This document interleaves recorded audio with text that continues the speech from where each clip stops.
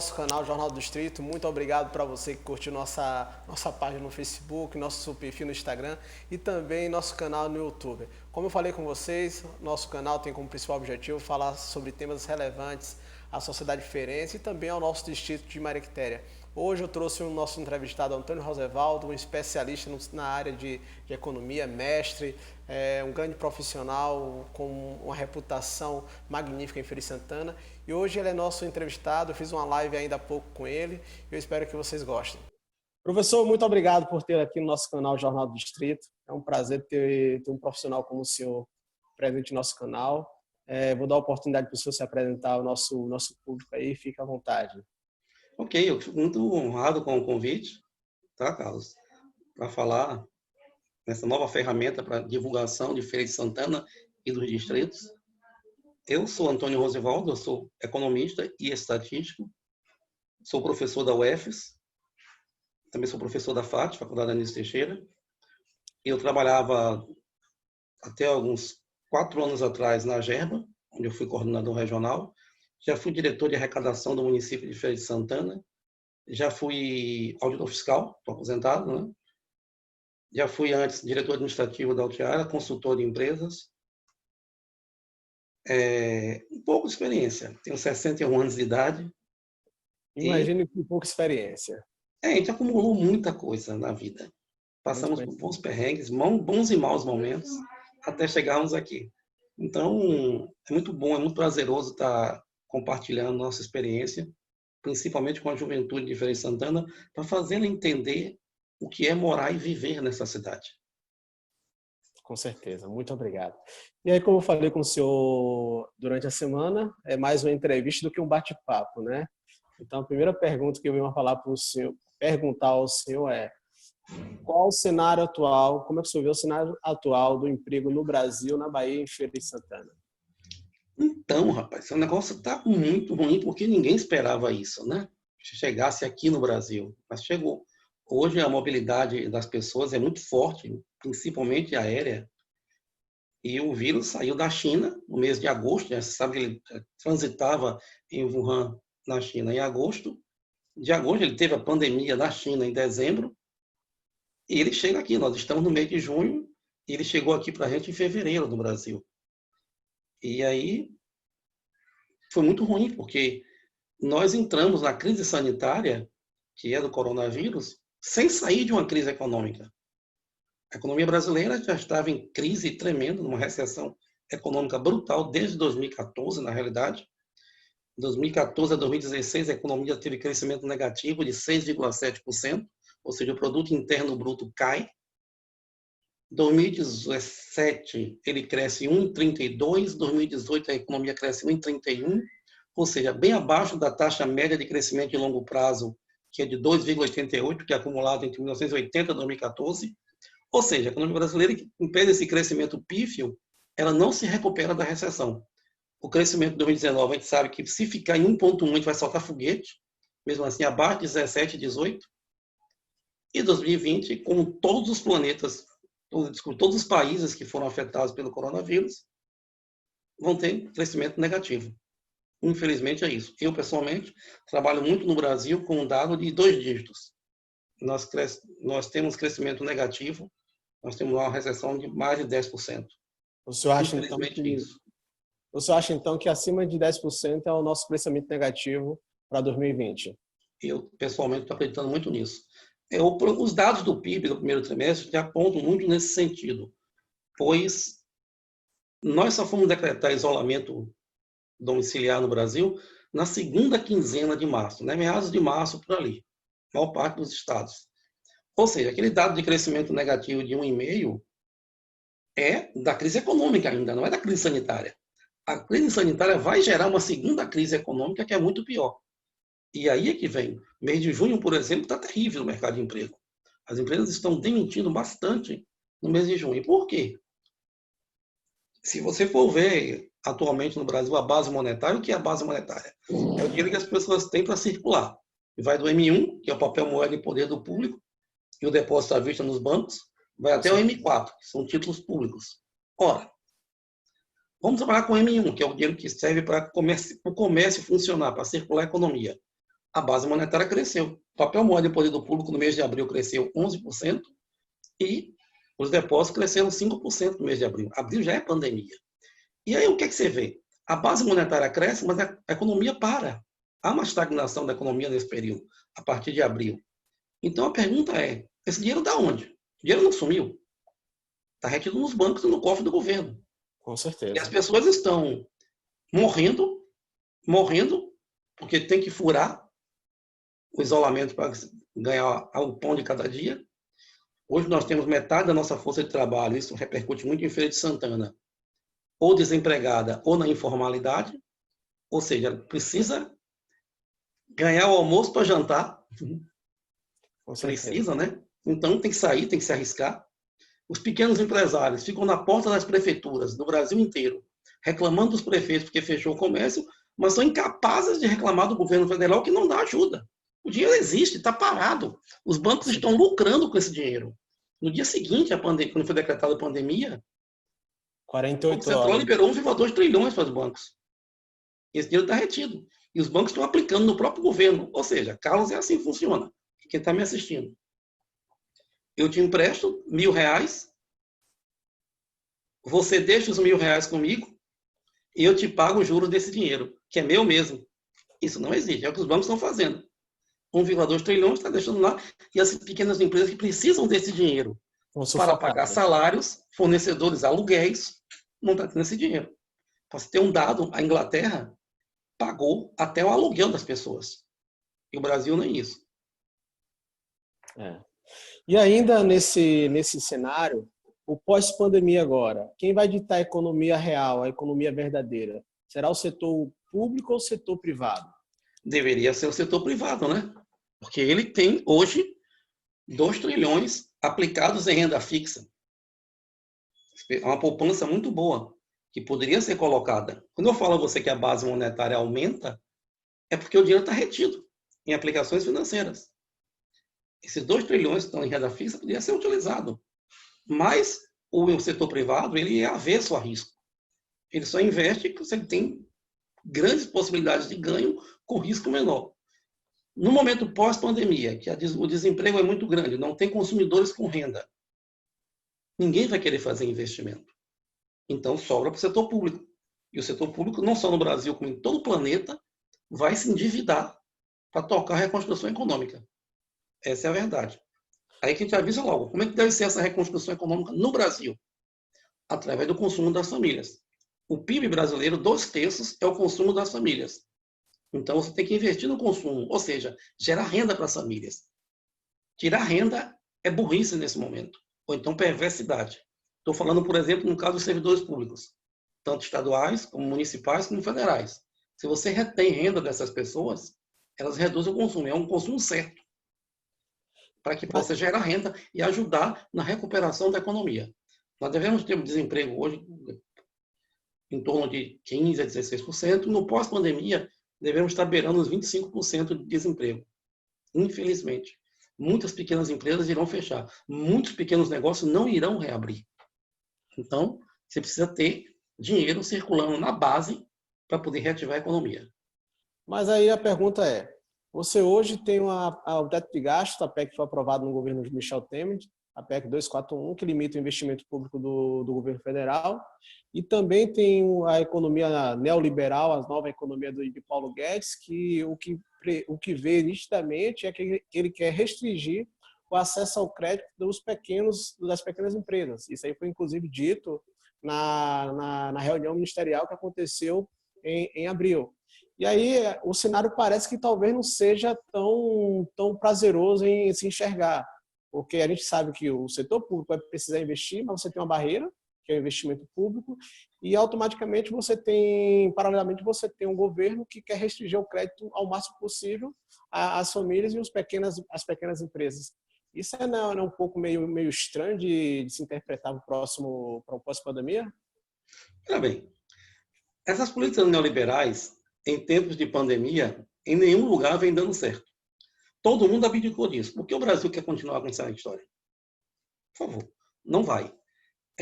O banco, o que ele quer é o seguinte, garantia de quando ele emprestar o dinheiro, que ele vai receber.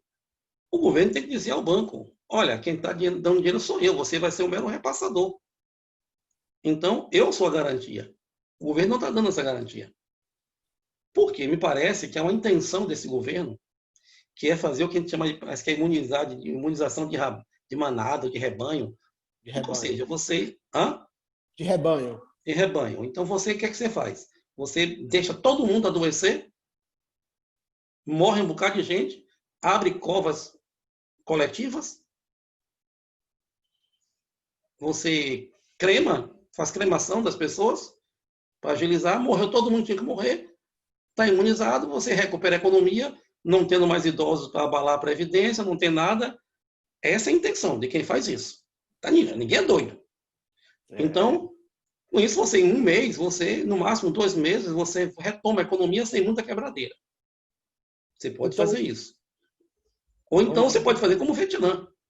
O Vietnã, hoje, é o maior exemplo que nós temos, uma população de 96 milhões de pessoas, de combate ao coronavírus.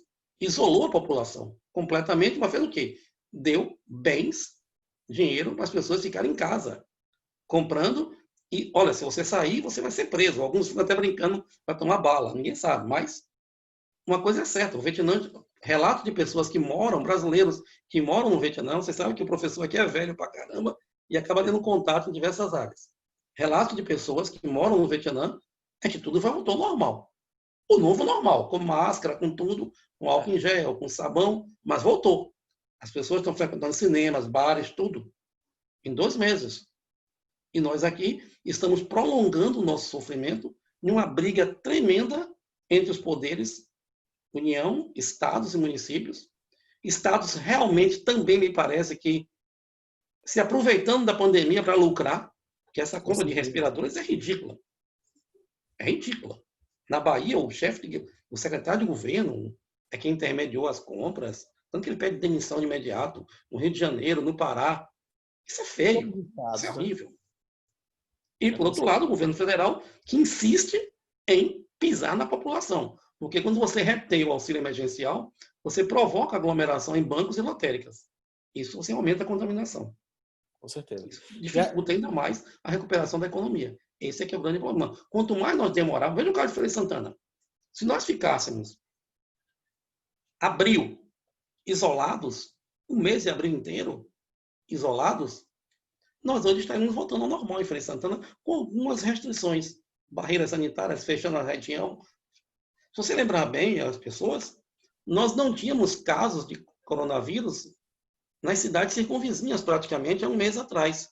Hoje está aumentando sensivelmente. Tanquinho, há 15 dias não tinha nenhum caso. Hoje está com 10, parece. Então, o que é isso? Falta de feira barreiras. esportiva. E feira Falta de esportiva barreiras. também, Então, né? e tem mais, Feira de Santana depende fundamentalmente desses municípios vizinhos, para que seu comércio possa sobreviver. Não adianta abrir loja se as pessoas vão se contaminar e não voltam. Com certeza. E ainda, o senhor falou do repasse do governo federal, em torno de 1,2 trilhões de reais aos bancos para financiar as pequenas e médias empresas, que aí os bancos deveriam, o setor privado deveria ser o propulsor da economia, mas o que a gente vê é que a indústria real, a indústria realmente que fornece serviços, gera emprego e outros serviços, está colapsada. Ou seja, a gente tem um excesso de oferta, se a indústria tem capacidade de produzir 100 geladeiras, nesse momento ela está com a capacidade instalada de produzir 70. Dificilmente ela vai conseguir fazer novos investimentos. Então, o problema básico aí parece que é o setor financeiro que não entendeu que a dinâmica da economia financeira e a economia real tem que ter conexão, não pode estar isolada. Eu não sei por que insistem em querer fazer a distribuição do dinheiro pelos 5 grandes bancos. Hoje nós temos bancos virtuais que chegam nas empresas que pode ser colocado esse crédito perfeitamente como repasse. Fortalecer esses bancos virtuais. Tá? Com Você certeza. pode fazer isso tranquilamente. E o dinheiro chega no pequeno empresário. O BNDES está aí pronto para isso. Não por que passar por Santander, Itaú, Bradesco, Brasil, Caixa Econômica? Por quê? Eu não entendo isso. Essa concentração bancária, cada vez, esse oligopólio que acaba aterrorizando o Brasil. E o que mais me assusta é a incompreensão do pequeno empresariado que teima em culpar o prefeito. Quando o culpado é o governo federal, que não toma atitudes para isso. Nós já podíamos estar com a população isolada e a pandemia controlada. Com certeza. Principalmente numa cidade como Feira de Santana. Mas, infelizmente, insistimos em fazer esse tipo de coisa. Isso acontece o quê? O vírus está se internalizando. Hoje, o interior, cada vez mais do Brasil, recebe o vírus. Enquanto as grandes cidades começam a dar sinais de esgotamento da pandemia, ele começa a caminhar para o interior dos estados. Salvador praticamente atingiu o platô. São Paulo atingiu o platô.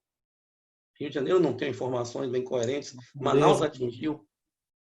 Aqui na Bahia, Ilhéus praticamente atingiu o platô. E Itabuna agora está chegando.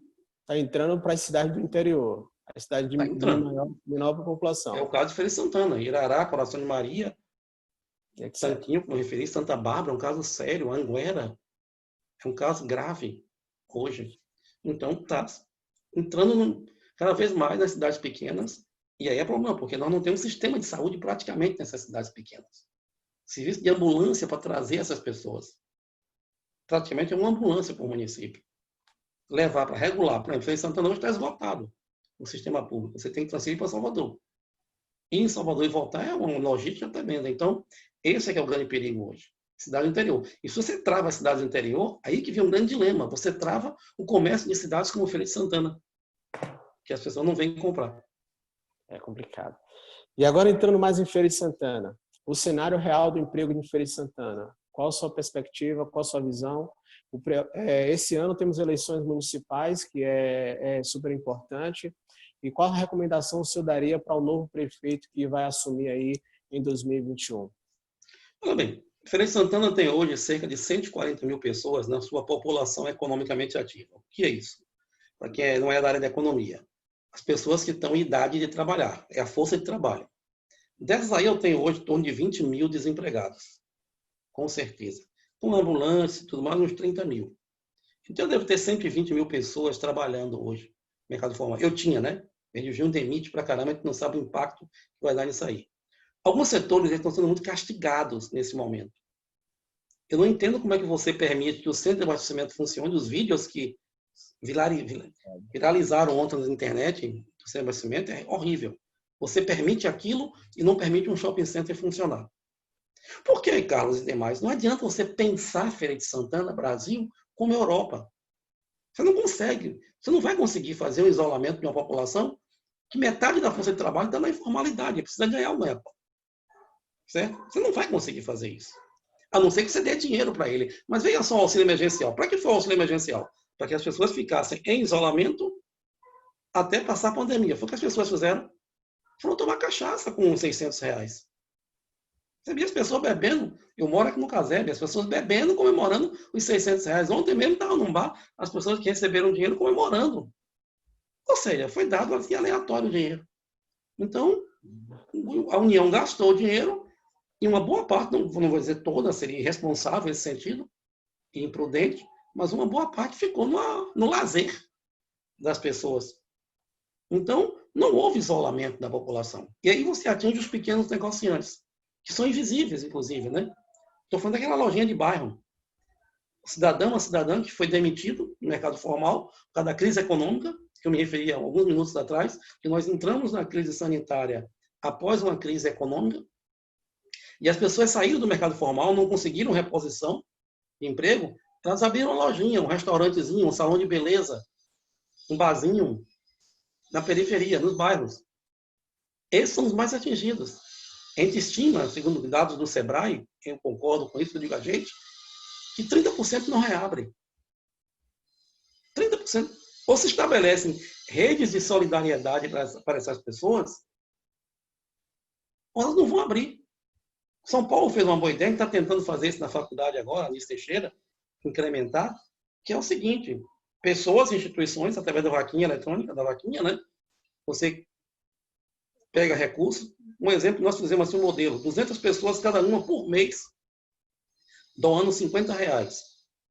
Você consegue arrecadar por mês R$ 10.000. Você compra todo de quentinha, dá para comprar 1.500 quentinhas por mês.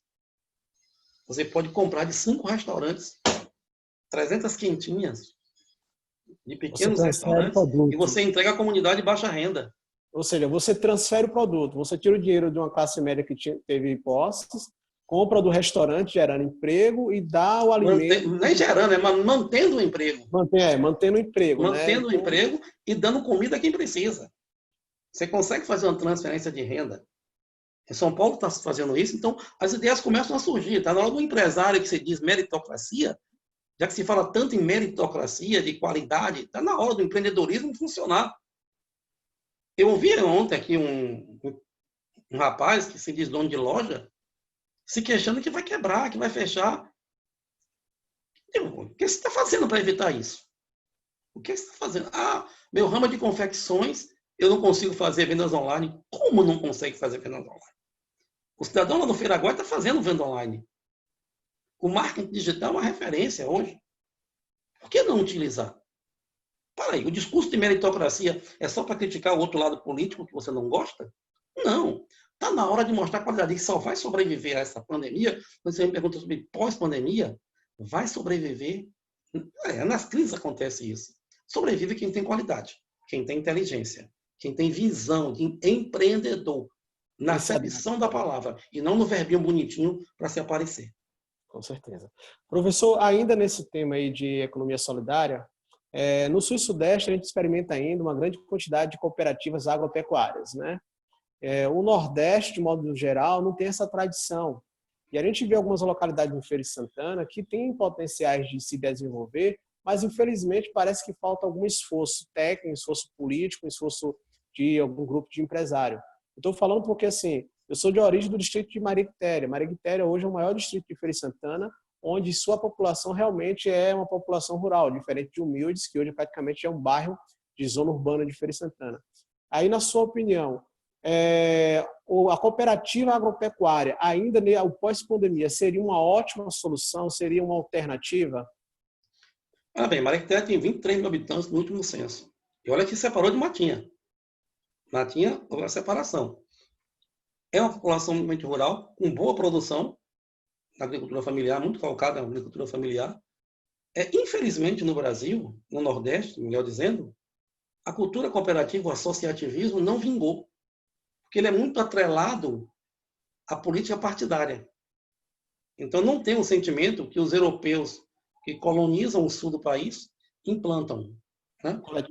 Você chega no Paraná, você tem um senso de coletividade. Eu visitei recentemente um assentamento do Sem Terra, do MST. Os caras produzem 15 toneladas por semana de alimento orgânico. 200 famílias, 230 famílias. É impressionante. Produzem até morango orgânico. Tá? Os caras estão lá vendendo um associativismo. Eles têm essa cultura. Eles têm essa cultura muito grande. O arroz orgânico do MST é via associativismo. As cooperativas funcionam de grãos, inclusive elas trazem um pouco da sua experiência para o oeste baiano. Mas aqui na região norte do estado é impressionante, no Recôncavo, você não consegue funcionar cooperativa. As pessoas são muito individualistas. As pessoas pensam muito. Vou te dar um exemplo muito claro sobre isso em relação ao seu distrito, Maria Quitéria. Existe uma produção muito boa, por sinal, de duas coisas: polpa de frutas e castanha. Castanha. Puxa, a quantidade de chácaras que você tem improdutivas, eu vou falar assim, na região é muito grande. Vamos imaginar uma chácara que tenha 5 tarefas. Se você tira 2 tarefas para a produção de castanha, 10 chácaras, você tem 20 tarefas. Você faz uma unidade de beneficiamento e você melhora a qualidade do caju para que tire uma castanha maior. Porque a castanha que você tira aqui é uma castanha pequena. Você consegue melhorar a espécie com pesquisa, a Embrapa está aí à vontade. O exemplo do Ceará está lá para você buscar. O próprio caju você consegue aproveitar tanto o doce de compota, como a cajuína você consegue produzir, sem contar a castanha, que é o grande produto, que você consegue agregar valor. Você não consegue ninguém fazer isso. Um secretário da Agricultura que foi fazer isso há poucos anos atrás, há 2 décadas, ele quase foi linchado pelo meio político, porque disseram que ele queria ser candidato a vereador e botaram o cara para correr, até da secretaria. Então, você não consegue implementar. Na Matinha tem lá, fecha ou não fecha, a beneficiadora de frutas, de polpa de frutas. É tão simples. Você tem manga no período, você tem caju no período, você tem frutas. Então, você pega manga, famílias com 50 quilos fazem a sua polpa de frutas. Você consegue estabelecer a rede hoje, dá para você transferir essa produção. você tem as cantinas da universidade, você tem os restaurantes populares, você tem a merenda escolar, você tem para onde escoar essa produção, mas você não consegue produzir, porque o grau de associativismo ele é baixíssimo. Ele é baixíssimo. Então, antes de tudo, eu acho que você precisa fazer o quê? A consciência do associativismo, do cooperativismo. Se você não tem essa consciência, você nunca consegue implantar. E aí sim, você criando essa consciência de classe nas pessoas, a universidade está com um bom projeto hoje de incubadora solidária, mas ainda é pouco, porque você não tem a consciência das pessoas lá na base. Então, eu sempre digo assim, vamos fazer com que as pessoas tenham consciência que unidas elas conseguem ter renda. Poxa, eu visitei há poucos anos atrás a Cachoeira de Itapemirim. 3 casas têm uma máquina de serrar que serra o mármore e o granito. A serraria comunitária. Eles serram e o produto eles vendem. Por que não podemos ter aqui uma unidade beneficiadora de castanha comunitária? Bem, a gente precisa estudar por que aquela máquina de polpa de fruta de Matinha, que era marqueteira na época, não funciona até hoje. Eu soube que fica na porta, fica fechada, no fundo o pessoal beneficia. A gente precisa entender por que o galpão do amendoim na Queimadinha não deu certo. Deu certo. Então, é a consciência das pessoas. Basicamente é isso. Pronto. Professor, muito obrigado pela sua presença. A sua aula sempre é um prazer assistir. E aí fica à vontade para considerações finais. Todo o tempo é todo seu. Não, muito obrigado, muito obrigado. Muito boa conversa, muito proveitosa.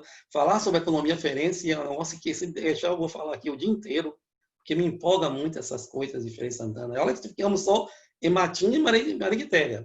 Você falou humildes, eu falei muito pouco ainda, mas ainda tem Bom Fim de Feira, você tem outras coisas distintas para comentar. Então, Feira de Santana é uma cidade com muito potencial, mas muito pouco explorado. Pode ter certeza que eu vou ter o prazer de tê-lo aqui novamente. À medida que nosso canal for avançando, vou trazer novos temas, pode ter certeza que eu vou convidá-lo e espero tê-lo aqui, ter a sua presença, tá bom? Ok, um abraço. Muito Muito obrigado. obrigado, prazer, boa sorte e paz.